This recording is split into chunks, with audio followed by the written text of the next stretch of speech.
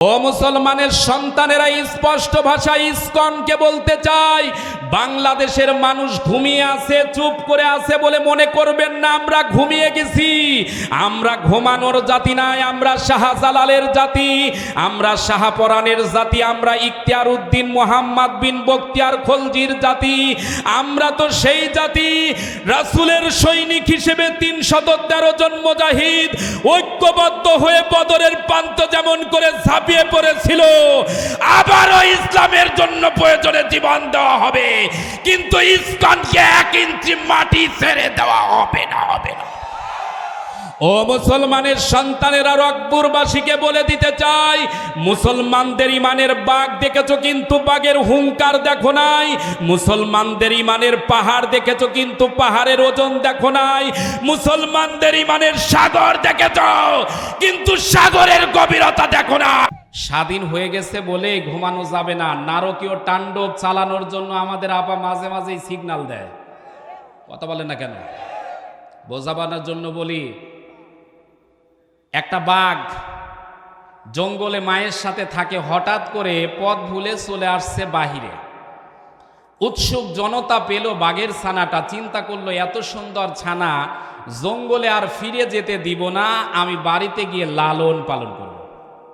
ঠিক কথা যা কাজও তাই। বাড়িতে নিয়ে এসে ছাগলের সাথে লালন পালন করে। ছাগলও ঘাস খায়, বাঘের ছানাও দিশা না পেয়ে ঘাস খায়। ছাগলও ভুসি খায়, খড় খায়, বাঘের ছানাও থাকতে থাকতে এক সময় ভুসি খাওয়া শুরু করছে।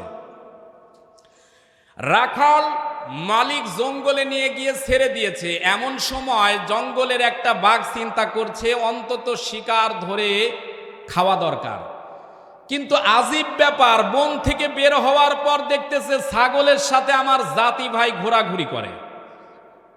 বাঘটা চিন্তা করে, হায় রে কপাল, এ তো কিয়ামতের লক্ষণ। বলেন তো, ছাগলের সাথে বাঘ ঘাস খায়, লক্ষণ ভালো না খারাপ? কথা বলেন না কেন ভাই আপনারা? লক্ষণ ভালো। ও চিন্তা করছে না হয় কিয়ামতের লক্ষণ, না হলে এ বাঘের মাথা পাগল হয়ে গেছে। কাছে গিয়ে বাঘের ছানাকে কবজা করে নিয়ে সাইডে নিয়ে আসছে, বলতেছে তুই কি? বলে আমি ছাগল। বাঘ ধমক দিয়েছে, এই বেটা বেয়াদব, তুই কি বলিস? তুই তো বাঘ। বলে না, আমি ছাগল।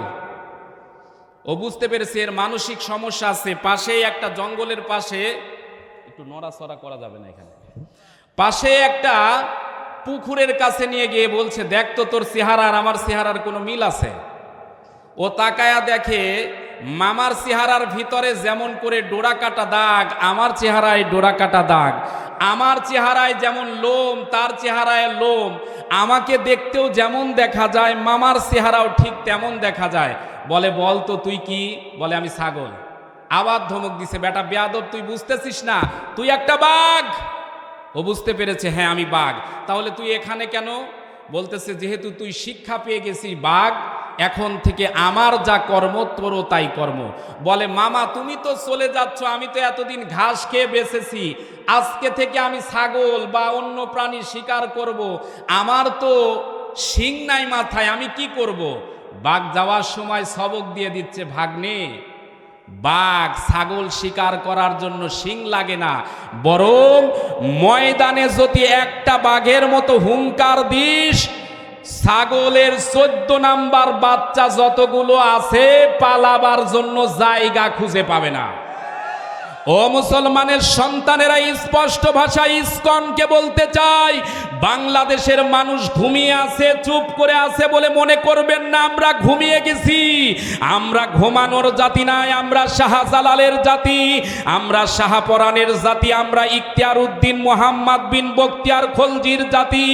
আমরা তো সেই জাতি রাসূলের সৈনিক হিসেবে ৩১৩ জন মুজাহিদ ঐক্যবদ্ধ হয়ে বদরের প্রান্ত যেমন করে ঝাঁপিয়ে পড়েছিল, আবারও ইসলামের জন্য প্রয়োজনে জীবন দেওয়া হবে, কিন্তু ইসকনকে ১ ইঞ্চি মাটি ছেড়ে দেওয়া হবে না। ও মুসলমানের সন্তানেরা রকপুরবাসীকে বলে দিতে চাই, মুসলমানদের ইমানের বাঘ দেখেছো কিন্তু বাঘের হুঙ্কার দেখো নাই, মুসলমানদের ইমানের পাহাড় দেখেছো কিন্তু পাহাড়ের ওজন দেখো নাই, মুসলমানদের ইমানের সাগর দেখেছো কিন্তু সাগরের গভীরতা দেখো নাই। মুসলমানরা যেদিন রাজপথে নামবে একটা কেউ ছেড়ে দেওয়া হবে না। প্রধান অতিথি জননেতা অধ্যাপক গোলাম রব্বানী, আমির বাংলাদেশ জামাতে ইসলামী রংপুর। আমার কথা কি শুনতে পাচ্ছেন আপনারা? এই কথা যদি 5ই আগস্টের আগে প্রশাসনের ভাইরা শুনতো, ওরে মাহফিলের আগেই শুরু হওয়ার আগেই 5 গাড়ি পুলিশ এখানে দাঁড়ায় থাকতো। কথা কন না কেন? অথচ আজকে আমার পাশে যিনি ছিলেন জামাতের আমির, আমাদের দায়িত্বশীল আরো অনেক মুরব্বী এখানে এসেছে। এরপরও যদি আপনারা এখনো ভয় পান, নাস্তিকরা মাথায় যে বসে বসে কাঁঠাল ভেঙে খাচ্ছে, এটার কর্ম আমরা নিজেরা দায়ী। কথা বলেন না কেন? এজন্য ঘুম ভালো না, বেশি ঘুম স্বাস্থ্যের জন্য ভালো না, এটা অবনতির কারণ। কথা বলেন না কেন? এজন্য যেহেতু রাত গভীর হয়ে গেছে, আলোচনার দিকে যাওয়া দরকার। এজন্য বলতেছি, আর ঘুমানো যাবে? এ জোরে কোন ঘুমানো যাবে? রেখো না মনেতে ভয়, বান্দা খোদার দূর করে দিবে বাধা সব। তোমার আমার এক মালিক আছেন, আছেন আমাদের রব, আছেন আমাদের রব। লিল্লাহে তাকবীর। একটু জোরে তাকবীর দেন তো, লিল্লাহে তাকবীর। আউযু বিল্লাহি মিনাশ শাইতানির রাজীম।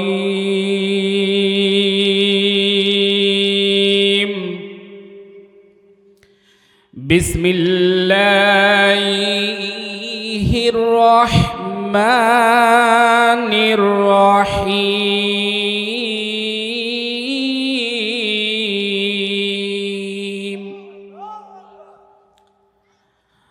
কুল্লু মান আলাইহা ফান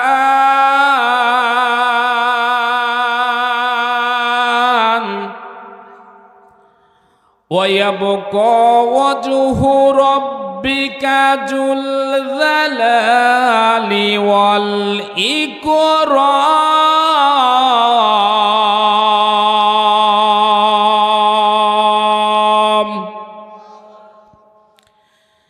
فبأي آلاء ربكما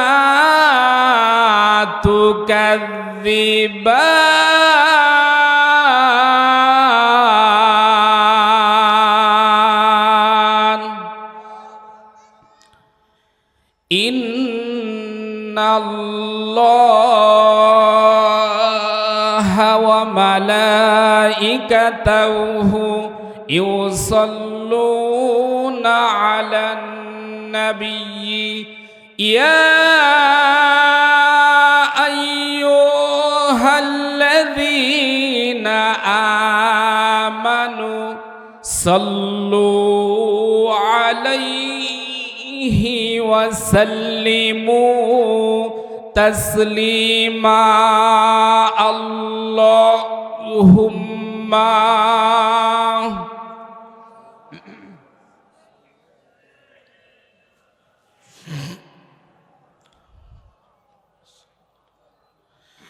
وعلى آل سيدنا।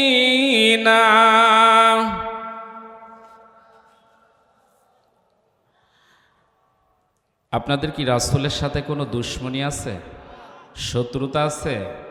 নবীর সাথে যদি কারো দুশ্মনী শত্রুতা থাকে, ওই মানুষটার জন্য আল্লাহর জান্নাতে যাওয়া সহজ না কঠিন?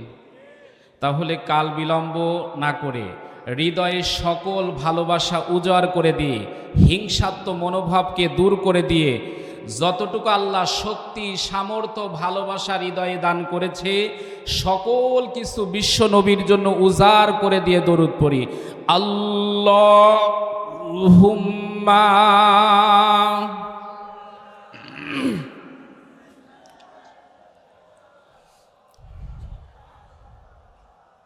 ওয়ালা আলি সাইয়্যিদিনা।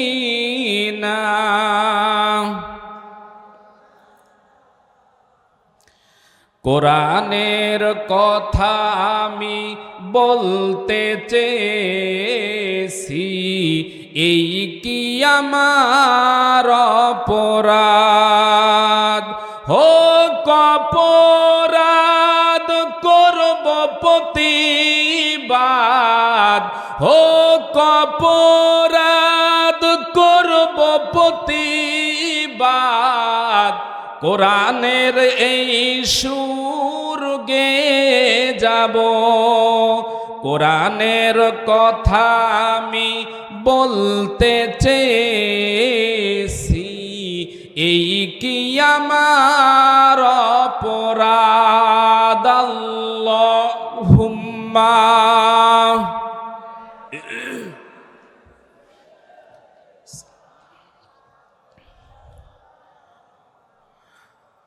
ওয়ালা আলি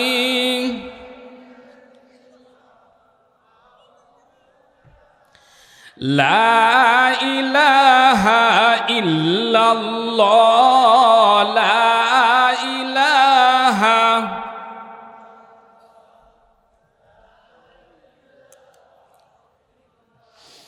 লা ইলাহা ইল্লাল্লাহ, লা ইলাহা।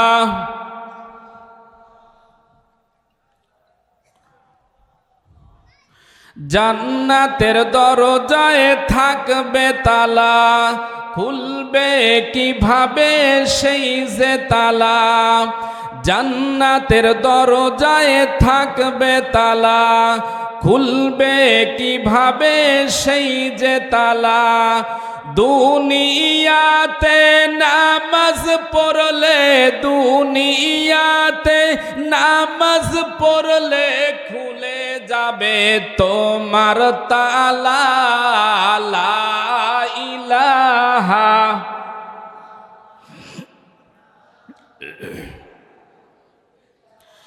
লা ইলাহা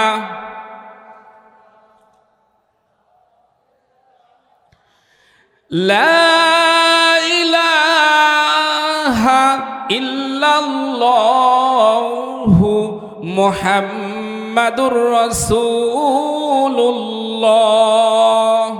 সাল্লাল্লাহু আলাইহি ওয়াসাল্লাম। কোন অপরাধ করিনি তবু তবু আমি আজ কারাগারে,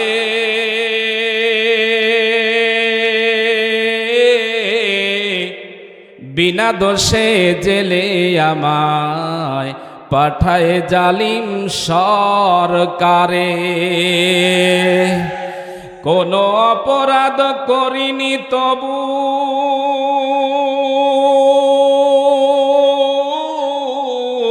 তবু আমি আজ কারাগারে,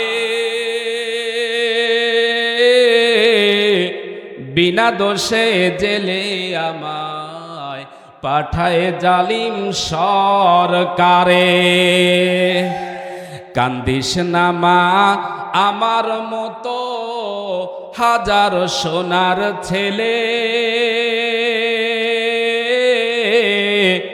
বন্দি হয়ে আছে মাগো জেলখানার ভিতরে।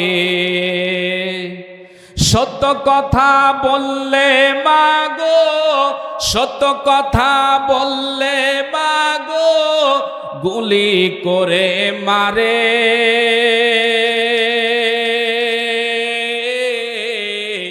বিনা দোষে জেলে আমায় পাঠায় জালিম সরকারে।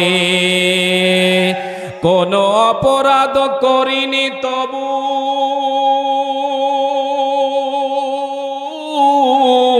তবু আমি আজ কারাগারে, বিনা দোষে জেলে আমায় পাঠায় জালিম সরকারে। আপনারা কি ভয় পাচ্ছেন ভাই? জেল জুলুম জরিমানা কি মুসলিমরা ভয় পায়?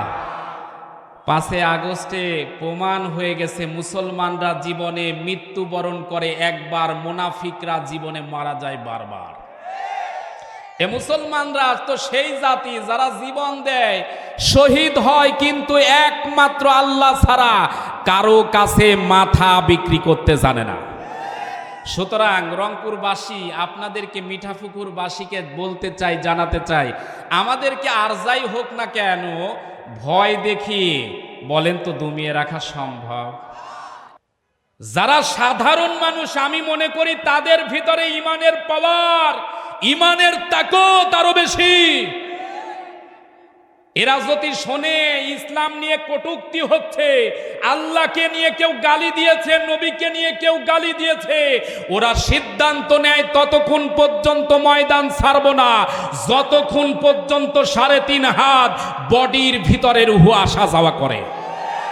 একটা জিনিস মনে রাখা দরকার, ও মুসলমানের সন্তানেরা, মুসলমানদের জীবন শুরু হয়েছে আল্লাহু আকবার দিয়ে, মুসলমানদের মৃত্যু হবে আল্লাহু আকবার ধ্বনি জানাজা দিয়ে।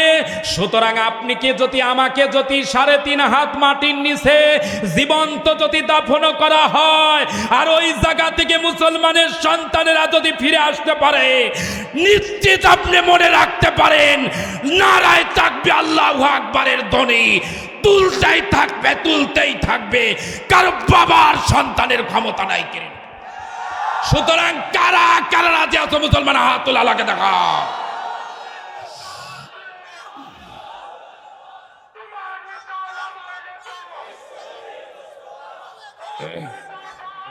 ভাইকে থামাই এমনি তাকবীর দিতে বলেন, ওটা খারাপ দেখা যাবে। আপনারা ভয় পাচ্ছেন, রাগ করছেন। আমি শুরুতেই বলছি, যদি থাকেন শেষ পর্যন্ত এভাবেই চালাবো ইনশাআল্লাহ। তবে বানোয়াট কথা বলবো না, যা বলবো নির্ভরযোগ্য দলিল দিয়ে বলবো। হৃদয়ের খোরাক আজকে পাওয়া যাবে ইনশাআল্লাহ। একটু কষ্ট করে থাকা যাবে তো। আমি ভয় পাচ্ছি যে 11:30 বাজে, কোন সময় যেন মোনাজাতের কথা বলা হবে। মোটামুটি 1টা পর্যন্ত একটু সময় আমাকে দেওয়া লাগবে। দেওয়া যাবে তো? হ্যাঁ, যদি পাওয়া যায়। আচ্ছা থামেন, যদি সময় পাওয়া যায় আলোচনা মন ভরেই শোনাবো ইনশাআল্লাহ। হ্যাঁ, আলোচনার ভিতরে আর কয়েকটা কথা বলে নেই। আমাদের হাতে আঙ্গুল কয়টা দেখেন তো? যাদের হাতে 5টা আঙ্গুল আছে তারা একটু হাত তোলেন, আর যাদের নাই তাদের তোলার দরকার নেই। কয়টা? 5টা। আচ্ছা, যে আল্লাহ হাতে 5টা আঙ্গুল দিয়েছেন, ওই আল্লাহ চাইলে 4টাও দিতে পারতেন না ভাই? কেন 5 আঙ্গুল দিয়েছেন? এ 5 আঙ্গুল দ্বারা কি বোঝায়, কি দেখানো হয়েছে, সিমটমটা কি, নিদর্শন কি জানা দরকার আছে। অনেক ওয়াজ শুনেছেন, আমি জানি। এ রংপুরে যত ওয়াজ হয়, সারা বাংলাদেশের 63 জেলায় এত ওয়াজ হয় না। কথা বলেন না কেন? উত্তরবঙ্গে সবচাইতে বেশি মাহফিল হয়। 2 নাম্বার, আমাদের এই হাতের তালুতে দেখেন কিছু আঁকা বাঁকা রেখা আছে, সবার আছে? জীবনে অনেক ওয়াজ শুনেছেন, এই আঁকা বাঁকা রেখার ভিতরে কি আছে কোনোদিন শুনেছেন? যদি ধৈর্য থাকে শিক্ষার জন্য, এখানে আধ্যাত্মিক কিছু বিষয় আছে, বলে দিব ইনশাআল্লাহ। তবে একটু ধৈর্য লাগবে, ঠিক আছে তো? আচ্ছা, যে কথাটা বলতেছিলাম, ইসলাম যদি ক্ষমতায় যায় কয়টা কাজ বাস্তবায়ন হবে? 4টা। এ সমাজের ভিতরে নামাজ, রোজা, যাকাত এগুলোর দরকার আছে না নাই? কিন্তু আপনি নামাজ পড়বেন, কেউ আপনাকে বাধা দিবে না। রোজা করবেন, কেউ আপনাকে সহজে খারাপ বলবে না।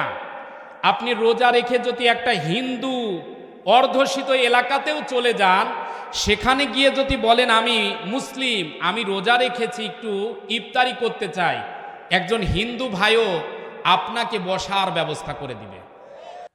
কি আজীব ব্যাপার! কোরআন দেখলেই ওদের মনে হয় গায়ে চুলকানি উঠত। মুমিন তো কখনো মাথা নত করে না, হোক না সে বন্দী কারাগারে।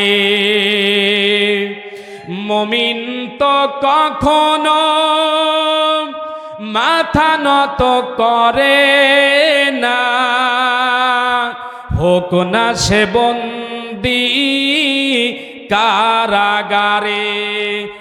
আল্লাহর ভালোবাসা যে পেয়েছে, রুকবে বলো তারে কেমন করে।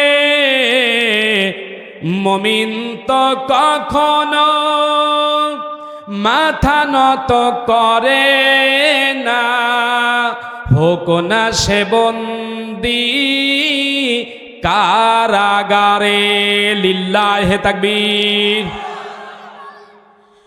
এরে মুমিন মুসলমানের সন্তানেরা, নবী আমার যখন খবর পাওয়ার পর যখন আমরের বাড়িতে যাচ্ছে, নবীর বাড়ি থেকে 9 মাইল দূরে ইহুদি একজন যুবক, নবী যখন ওই যুবকের বাড়িতে চলে গেলেন, যাবার পর দেখতেছেন একজন বুড়িমা বসে আছে।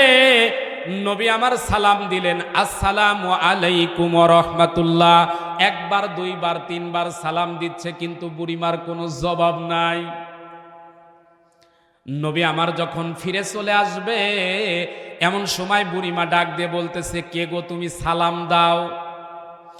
নবী আমার কোনো দ্বিধা করলেন না, নবী কোনো পরিচয়টা ঘুরিয়ে পেঁচিয়ে বললেন না, সরাসরি তিনি বলে দিলেন, আনা মুহাম্মাদুর রাসূলুল্লাহ সাল্লাল্লাহু আলাইহি ওয়াসাল্লাম, আমি মুহাম্মাদুর রাসূলুল্লাহ। বুড়িমা ডাক দিয়ে বলে, কে তুমি? মুহাম্মদ। কোন মুহাম্মদ? যার কারণে আমাদের মদিনা এবং মক্কা নগরীতে যুদ্ধ চলতেছে, ওই মুহাম্মদ নাকি? নবী আমার ডাক দিয়ে বলল, বুড়িমা গো, আমি মুহাম্মদ, সেই মুহাম্মদ সত্য কথা, কিন্তু আমার কারণে যুদ্ধ চলতে পারে না। কারণ এই পৃথিবীর জমিনে আমি যুদ্ধ করার জন্য আসি নাই, এই পৃথিবীর জমিনে আমি সন্ত্রাস নেভাবার জন্য এসেছি। কারণ আল্লাহ পাক বলেন, ইন্নাদ-দীনা ইনদাল্লাহিল ইসলাম।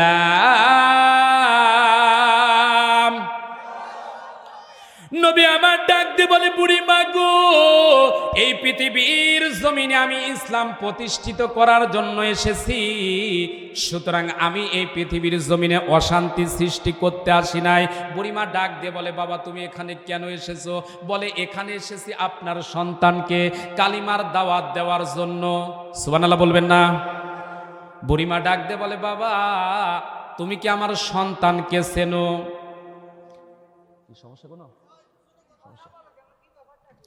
নবী আমার ডাক দিয়ে বললেন, বুড়িমা কে বলতে চান? বলে, আমার সন্তানকে কি তুমি চেনো?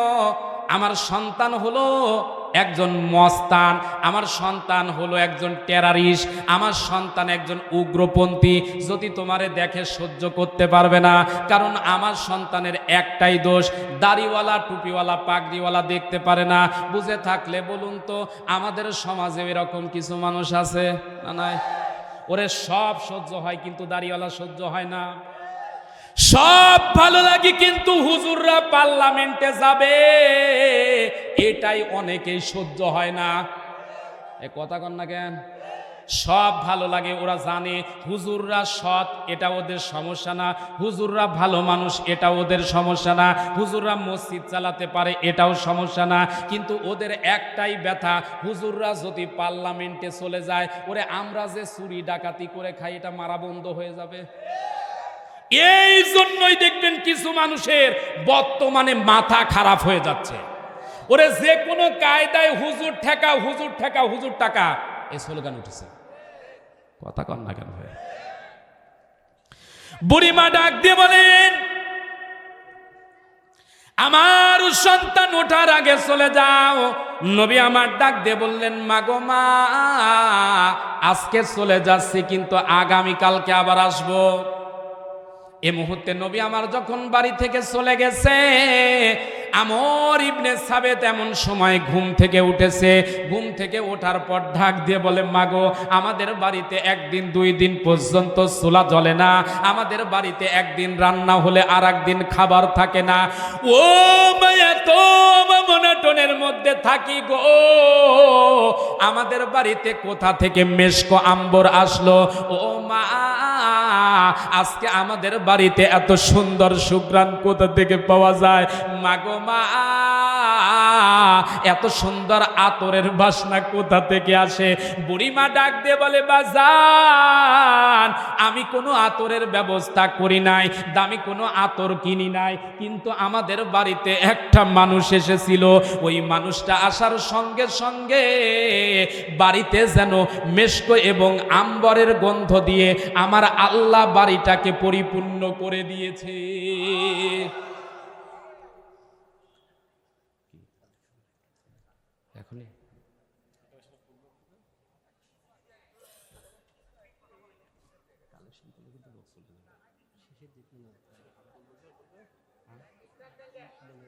আচ্ছা খারাপ কিছু বলতেন একটু,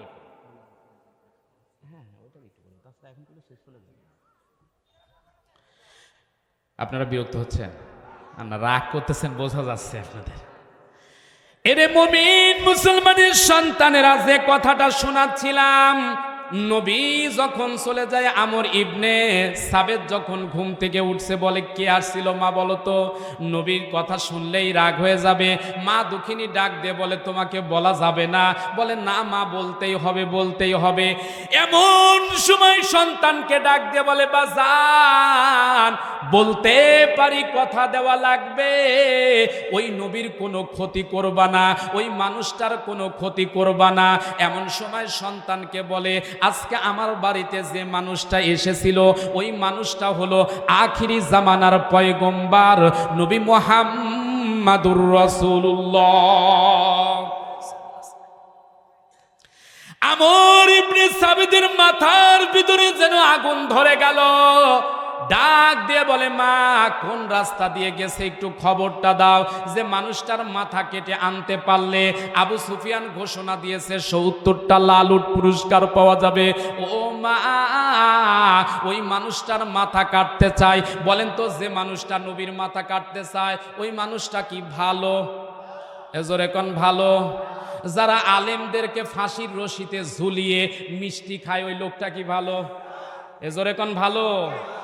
পাবনা সাথিয়া নাম শুনছেন? এজোরে কোন নাম শুনছেন? আসলে আলোচনা করার ইচ্ছা ছিল একটা পর্যন্ত, আপনারা খুব বিরক্ত হচ্ছেন মনে হয়, না রাগ করতেছেন?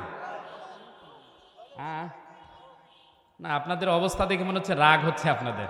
আচ্ছা 12:30টায় শেষ করে দিব, সমস্যা নেই। না আপনাদের লক্ষণে খুবই খারাপ পরিস্থিতি মনে হচ্ছে। আচ্ছা যেটুকু বলি সেটুকু শোনেন। পাবনা সাথিয়াতে আমি মাহফিল করতেছিলাম গত বছর, একটু সাউন্ডটা কেটে আসতেছে। পাবনা সাথিয়াতে মাহফিল করতেছি, আমাকে যারা নিয়েছে ওরা বলেছে হুজুর যতক্ষণ আলোচনা করেন কোনো অসুবিধা নাই। কি হলো ভাই? 1.5 ঘন্টা পর্যন্ত কোরআন হাদিস থেকে কথা বলেছি, কোনো সমস্যা হয়নি। 1.5 ঘন্টার মাথায় গিয়ে বলেছি, ভাই আল্লাহর ওলি খোঁজার জন্য আপনারা গাছতলায় যান, হাটে যান, মাঠে যান, মাজারে যান, আপনারা আল্লাহর ওলি খোঁজেন। বাংলাদেশে পাবনা জেলার সাথিয়া থানার এই মাটির নিচে জীবন্ত আল্লাহর ওলি মাওলানা নিজামী শুয়ে আছে রহিমাহুল্লাহ। এই কথা বলার সঙ্গে সঙ্গে আল্লাহর কসম কোরআন আমার সামনে, মনে হয় 10 মিনিটের ভিতরে পুরা মাহফিল মামুদের দিয়ে ঘিরে ফেলেছে। কথা কন না কেন আপনারা? এরকম পরিস্থিতি ছিল না। আজকে কি মাহফিল এরকম আছে? আজকেও রংপুরবাসী, এ রংপুরবাসী তো জাগা মানুষ, রংপুরে আবু সাইদ এইভাবে জীবন উৎসর্গ করলো। সেই রংপুরের মানুষ যদি ঘুমায়, আমি মনে করি আগামীতে যদি বুবুজান আসে, কে কওমিয়া, কে আলিয়া, কে কোন মাযহাবের লোক আর কে কোন দলের লোক, আল্লাহর কসম করে একটাও বাক বিচার করবে না, কচু কাটার মতো জীবন্ত জবাই করবে। ঘুমান ঘুমান, কোনো অসুবিধা নাই। মৃত্যুর সময় আসলে এক কাতারে কবরস্থানে যাওয়া লাগবে। কথা কন না কেন ভাই আপনারা? আপনারা এখনো ঘুমাচ্ছেন, এখনো ঘুমাচ্ছেন। গতকালকে চট্টগ্রামের কথা বললাম, এরপরও যদি ঘুমান দুঃখ রাখার জায়গা নাই। এরে মুমিন মুসলমানের সন্তানেরা, আমর ইবনে সাবিত যখন নবীকে হত্যা করার জন্য দৌড়াচ্ছে, মা দুঃখিনী ডাক দিয়ে বলে, বাবা নবীকে হত্যা করার জন্য দৌড়ানো লাগবে না, ওই নবী কথা দিয়ে গেছে আগামীকালকে আবার আসবে। সুবহানাল্লাহ বলবেন না? আগামীকাল যখন উহুদের ময়দানে যাবে, যাওয়ার আগের মুহূর্তে নবী আমার যখন চলে আসলেন, আসার পরে ডাক দিয়ে বলতেছে, আমর ইবনে সাবিত রে, আয় রে বাবা আয়, জিহাদের ময়দানে যায়, আয় রে বাবা আয়। এমন সময় বুড়িমার সাথে যখন কথা হচ্ছে, আমর ইবনে সাবিত একটা খোলা তরবারি নিয়ে এসে নবীর গলার উপরে যখন ধরেছে, ডাক দিয়ে বলতেছে, আপনি কে? বলে, আনা মুহাম্মাদুর রাসূলুল্লাহ, আমি হচ্ছি নবী। আমর ইবনে সাবিত ডাক দিয়ে বলে, আপনি সত্যিকার অর্থে নবী নাকি? আমি জানতে চাই না, কিন্তু আপনাকে বলি, এই মুহূর্তে যদি তরবারি দ্বারা যদি আপনার কাল্লার উপরে টান দেই, আপনার জীবন তো শেষ হয়ে যাবে। আমার আপনার নবী ভয় পাইলেন না, কারণ জীবন মরণের মালিক কে? এ আওয়াজ দিয়ে বলতে হবে, মালিক কে? আন্নাল কুওয়াতা লিল্লাহি জামিআও ওয়া আন্নাল্লাহা শাদীদুল আযাব। নবী আমার ডাক দিয়ে বলে, আমর ইবনে সাবিত, মৃত্যুর ফয়সালা দুনিয়ায় হয় না, মৃত্যুর ফয়সালা হয় আরশে আজিমে। সুবহানাল্লাহ বলবেন না? প্রথম সারির যারা নেতৃবৃন্দ ছিলেন, আমরা দেখেছি মৃত্যুর আগে হেঁটে হেঁটে মনে হয় জান্নাতে মানুষগুলো যাচ্ছে। সন্তানকে ডাক দিয়ে বলেছি, সন্তান আমার, কিছুক্ষণ পরবেই তো, কিছুক্ষণ পরে আমার ফাঁসি হয়ে যাবে, কোন পোশাকটা পরবো? সন্তানও কেমন সন্তান, বলতেছে, বাবা আপনি পাঞ্জাবিটা পরবেন। আবার বাবাও বলতেছে, বাবা তুমি জানাজাটা পড়িও। কেমন মানুষ, কেমন জীবন্ত আল্লাহর ওলি এই মানুষগুলো, মৃত্যুর ভয়কে পরোয়া করে নাই, যার কারণে এই স্বাধীন দ্বিতীয় বাংলাদেশে আমরা পেয়েছি রে ভাই। নবী যখন বলতেছে ভয় পাই না, কারণ ভরসা কার উপরে? নবী আমার ডাক দিয়ে বলে, আমর রে, কোন বৈধ মায়ের সন্তান কোনোদিন নবী হত্যা পার করতে পারে না, আর কোন বৈধ মায়ের সন্তান কোনোদিন আলেম হত্যাও করতে পারে না।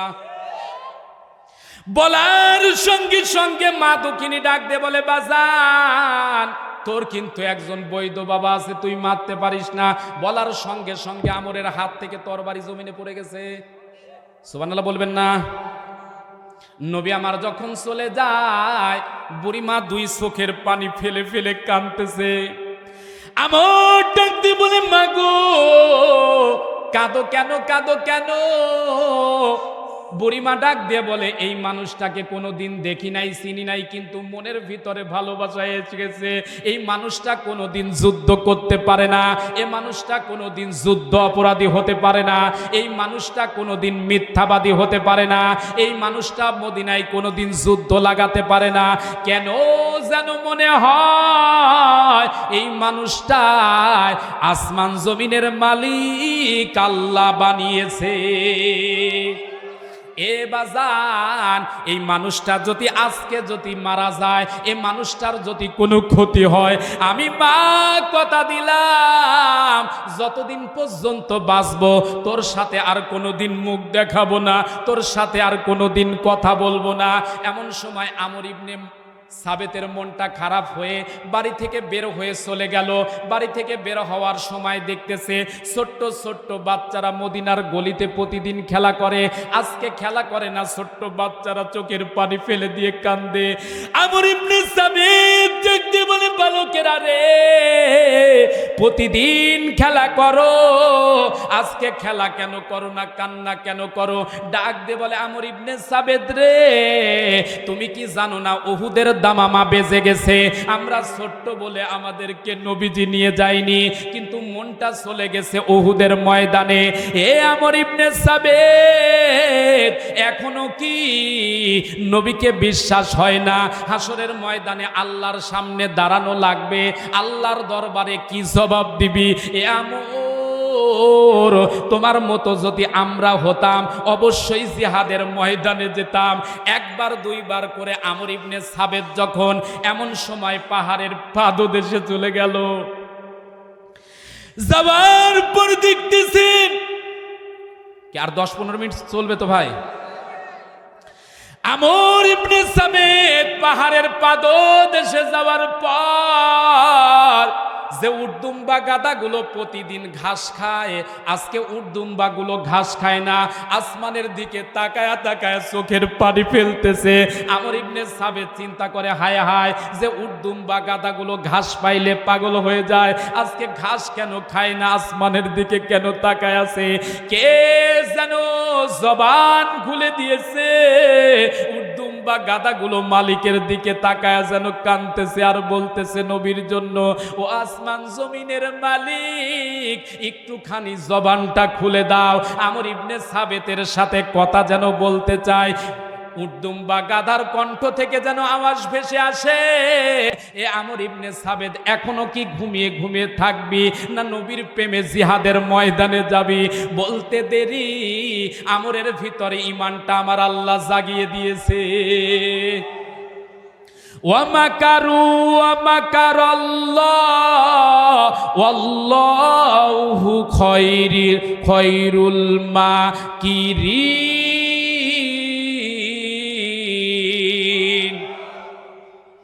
আমর ইবনে সাবেত বাড়িতে চলে আসছে, আসার পর ডাক দিয়ে বলে, মার সইতে পারি না, নাস্তা বানাও। মা দুকিনি সামান্য নাস্তা বানাইতে গেছে, আমরের যেন প্রেম যেন নবীর প্রতি উতলায়া উঠতেছে। বলে, না গো, না জানি আমার নবীর কি অবস্থা, মা আমি আর জিহাদের ময়দানে যাব, নাস্তা খাবো না। মান দুকিনি সামান্য নাস্তাটা মুখের কাছে এনে দিয়ে বলে, বাবা অন্তত এক লুকমা খেয়ে তারপরে জিহাদে যা। এক লুকমা নাস্তা খেয়ে ছোট্ট বাচ্চার মতো আমর ইবনে সাবেত জিহাদের ময়দানে যায়। সুবহানাল্লাহ বলবেন না? আমাদের দেশেও দেখবেন ছোট্ট বাচ্চা আমাদের প্রত্যেকের ঘরে আছে না নাই? এ জোরে কান আছে না?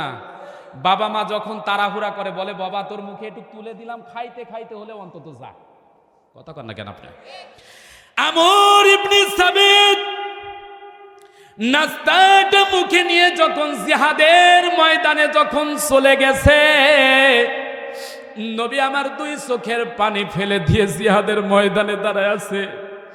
আমর ইবনে সাবেতকে ডাক দে বলে, আমর রে, বড্ড দেরি করে এসেছো বাবা, আর একটু আগে যদি আসতে তাহলে জিহাদের করুণ দশা হতো না।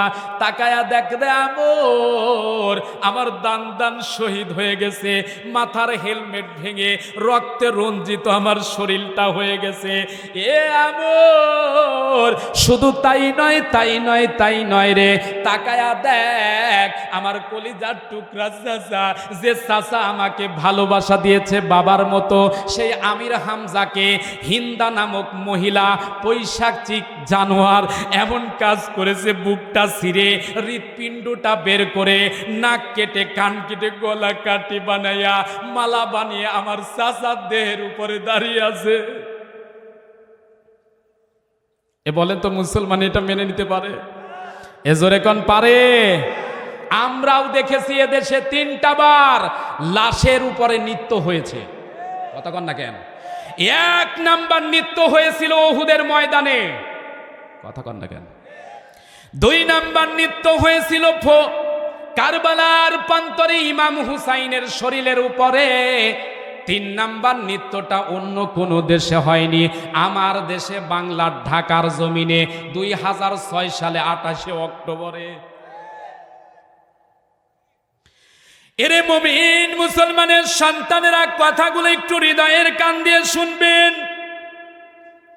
আমর ইবনে সাবেত যখন বলতেছে, ইয়া রাসূলুল্লাহ, হাবিবাল্লাহ হুজুর, অনুমতি দেন, আমি জিহাদের ময়দানে চলে যেতে চাই।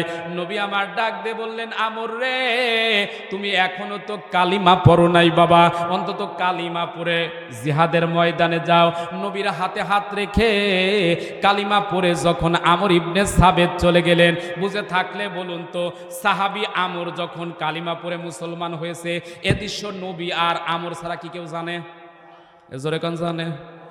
আমর জিহাদের ময়দানে জিহাদ করতে করতে এক পর্যায়ে যখন শাহাদতের নাজরানা দিয়েছে, উহুদের ময়দানে জিহাদ যখন শেষ, নবী আমার ডাক দিয়ে বললেন, সাহাবীরা রে, জিহাদের ময়দানে কতজন শাহাদত বরণ করেছে একটু তালাশ করো, একটু সংখ্যাগুলো গণনা করো, 1 2 3 4 5 6 এভাবে যখন গণনা চলতেছে, শেষ পর্যায়ে দেখা যায় গুণে বলে 69। কতজন? একটু আওয়াজ দেন। এসে ডাক দিয়ে বলে, নবী গো 69। অথচ জিবরাইল আমিন ফেরেশতা এসে ডাক দিয়ে বলে, নবী গো শাহাদত বরণ করেছে 70। সুবহানাল্লাহ বলবেন না? নবী আমার বললেন, সাহাবীরা রে, একটুখানি বাবা তালাশ করে দেখো তো কি অবস্থা। আবার 1 2 3 4 5 এইভাবে গণনা হচ্ছে, 69 জন গোনার পর আর একজনকে খুঁজে পাওয়া যায় না। নবী আমার ডাক দিয়ে বললেন, সাহাবীরা রে, জিবরাইল আমিন ফেরেশতা আমারে তথ্য দিয়েছে, উহুদের পাদদেশে দেখো আমার একজন সাহাবী পড়ে আছে। কেউ আমরকে গণনা করে না, সবাই বলে কাফের পড়ে আছে। নবী আমার ধমক দিয়ে বললেন, না রে না, কেউ তোরা জানিস না, ওই মানুষটার শাহাদত আমার আসমান জমিনের মালিক আল্লাহ কবুল করে নিয়েছে। ওমর ডাক দিয়ে বলে, ইয়া রাসূলুল্লাহ, হাবিবাল্লাহ, আমি তো জানি ও সব চাইতে বড় সন্ত্রাসী, ও টাকা পাইলেই মানুষ খুন করে, ও টাকা পাইলে যে কোনো কিছু করতে পারে। ইয়া রাসূলুল্লাহ, হাবিবাল্লাহ, হুজুর, এ মানুষটা আর যাই হোক না কেন ইসলামের পক্ষে আসতে পারে না, এ ইসলাম মানতেই পারে না। নবী আমার ডাক দিয়ে বললেন, সাহাবীরা রে, ও শুধু ইসলাম মানে নাই, বরং এই মুহূর্তে আমার আল্লাহর ফেরেশতারা ওরে জান্নাতে নেওয়ার জন্য, জান্নাতের খাদ্য খাওয়ানোর জন্য প্রতিযোগিতা দুনিয়ার জমিনে শুরু করছে। আর একটু আস্তে কথা, সুবহানাল্লাহ। ওমর ডাক দিয়ে বলে, ইয়া রাসূলুল্লাহ, হাবিবাল্লাহ, হুজুর। আরে ভাই 12:30টায় শেষ করতেছি, রাগ করার দরকার নাই। না, আপনারা রাগ করতেছেন, শেষ করে দিচ্ছি, শেষ। বুঝছি আমি। মাহফিল তো আপনাদের দোয়ায় করি, কিন্তু আজকের পরিবেশটা কেমন যেন একটু ঘোলাটে হয়ে গেল, হয়তো আমারই ব্যর্থতা, তাই না? আপনারা রাগ করে চলে যাচ্ছেন, বুঝতে পারছি। মোনাজাত দিচ্ছি, সমস্যা নাই, আর 5-10 মিনিটের মধ্যে মোনাজাত দিচ্ছি। না, জোর করে আলোচনা আসলে শোনানো যায় না। এরে মুমিন মুসলমানের সন্তানেরা, ওমর ডাক দিয়ে বলতেছেন, ইয়া রাসূলুল্লাহ, হাবিবাল্লাহ, হুজুর, আমর ইবনে সাবেত যে জান্নাতি মানুষ, এটা বুঝবো কেমন করে? নবী আমার ডাক দিয়ে বললেন, আমরের মুখের সাথে একটু মুখ লাগায় দেন। ওমর ডাক দিয়ে বলে, আমি কোনো বেঈমানের মুখের সাথে মুখ লাগাবো না। নবী যখন ধমকের সুরে ধমক দিলেন, ওমর রাদিয়াল্লাহু তাআলা আনহু ওমরের ঠোঁটের সাথে ঠোঁট লাগায়া দিছে।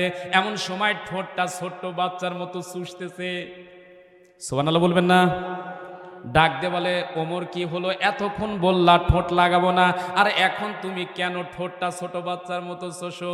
নবীর সাহাবী হযরতে ওমর ডাক দে বলে, ইয়া রাসূলুল্লাহ, হাবিবাল্লাহ, হুজুর, জীবনে অনেক খাবার খেয়েছি, জীবনে অনেক তৃষ্ণা নিবারণ করেছি, কিন্তু এত কোনোদিন মজা পাই নাই যে মজাটা আজকে ওমর ইবনে সাবেতের মুখ থেকে আসতেছে, যে সুগন্ধটা পাচ্ছি, যে মুখের ভিতরে খাবারের স্বাদটা পাচ্ছি, এই খাবারটা দুনিয়ার কোনো খাবার নয়, যেন অসাধারণ খাবারের গন্ধ পাওয়া যায়।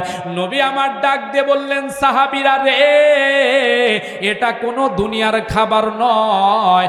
আমর ইবনে সাবেত জিহাদের ময়দানে আসার আসার আগে মায়ের খাবার খাওয়ার মতো তড়িঘড়ি সময় পায়নি। মা দুঃখিনী এক লোকমা খাবার তুলে দিয়েছিল, বাকি খাবার খাওয়ার সুযোগ পায়নি। যার কারণে আল্লাহর রহমতের ফেরেশতারা এই মুহূর্তে উহুদের ময়দানে আমর ইবনে সাবেতের মুখে জান্নাতের খাবার খাওয়ানোর জন্য প্রতিযোগিতা শুরু করে দিয়েছে।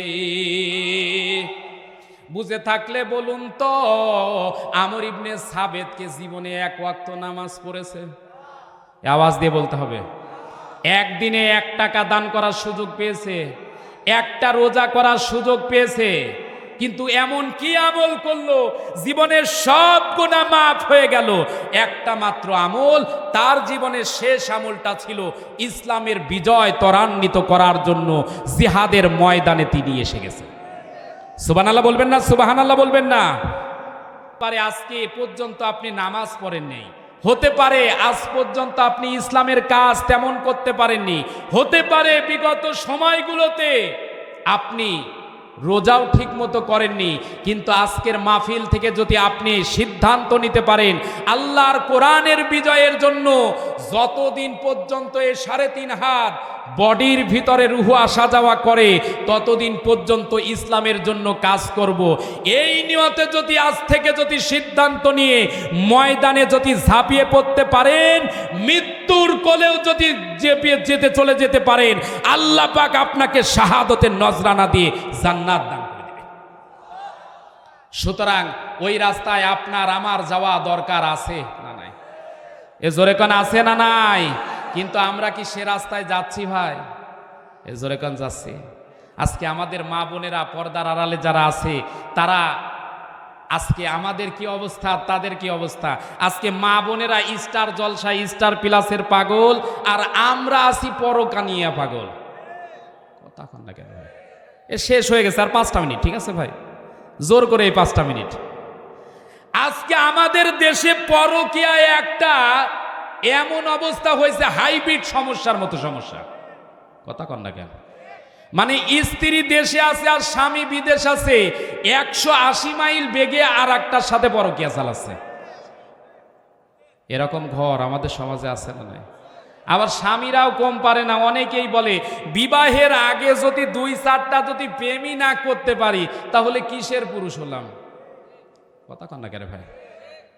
কিন্তু আপনার মনে রাখা দরকার, আপনি যে জিনিস করতেছেন বিয়ের আগে, আপনার স্ত্রী কমপক্ষে 6টার সাথে মেরে তারপরে আপনার ঘরে আসবে।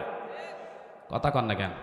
আল্লাহ পাক আপনাকে এবং আমাকে কবুল করুন, ইসলামের জন্য কবুল করুন, জিহাদের ময়দানে তামান্না নিয়ে নজরানা দেওয়ার তৌফিক দান করুন। মা বোনদেরকে আয়েশা সিদ্দিকা রাবেয়া বুসরির মতো কবুল করুন। সকলে বলি আল্লাহুম্মা আমিন। পরিশেষে আজকের মাহফিলের একেবারে পরিসমাপ্তি লগ্নে বলতে চাই, ও মুসলমানের সন্তানেরা, একটা জিনিস আপনাদেরকে মনে করে দিতে চাই। বলেন তো, মৌমাছির চাক এটা শক্ত না নরম? এ নরম না শক্ত? মারাত্মক শক্ত। কেমন? মৌমাছি কার উপর ঝাঁপিয়ে পড়ে না, মৌমাছি কার উপর আক্রমণ চালায় না, কিন্তু মৌমাছির চাকে যদি কেউ ঢিল ছড়ে, বিপদ মুসিবত আছে না নাই? এ জোরে কোন আছে না নাই? যে ঢেল ছড়ে ও যেমন বিপদে পড়ে, ঠিক পাশে যেমন যে দাঁড়িয়ে থাকে ও শ্বশুর বাড়ি যায়। কথা কন না কেন? ঠিক আমরা মুমিনেরা কাউকে আক্রমণ করব না, কারো উপর জুলুমও করব না, নির্যাতনও করব না, কিন্তু আল্লাহর কোরআন নামক মৌমাছিকে কেউ যদি আঘাত করে, আল্লাহর কোরআন থেকে আসা ইসলামের উপরে যদি আঘাত করে, এই বাংলাদেশের সার্বভৌমত্বের উপরে যদি আঘাত করে, আল্লামা কোরআনের পাখি আল্লামা সাইদি রাহিমাহুমুল্লাহ বলেছিলেন, আজকে যারা আলেমদেরকে ধরতেছ, নির্যাতন করতেছ, টুপিওয়ালা দাড়িওয়ালাদের উপর যেমন জুলুম করতেছো, সময় আসবে এমন ইন্দুরের গর্ত পাবা না পালাবার জন্য। ঠিক পরিসমাপ্তি লগ্নে আজকে বলতে চাই, ও মুসলমানের সন্তানেরা, গোটা বিশ্বে স্লোগান উঠেছে good bye socialism, good bye nationalism, welcome Islam, no is no ways, Islam is the best, সুতরাং আগামীকালের সূর্যোদয় যেমন সত্য, আজ হোক কাল হোক বাংলার জমিনে ইসলাম প্রতিষ্ঠিত হবে তার চাইতেও সত্য। সুতরাং সেই ইসলামের বিজয়কে ছিনিয়ে আনার জন্য যদি ডাক আসে, মাথায় কাফনের কাপড় বেঁধে, স্ত্রীকে প্রয়োজনে যদি বিধবা বানাতে হয়, সন্তানকে এতিম বানাতে হয়, কোরআনের রাজ কায়েম করতে কারা কারা রাজি আছেন? শেষ বেলায় দুটি হাত তোলা লাগে দেখাও।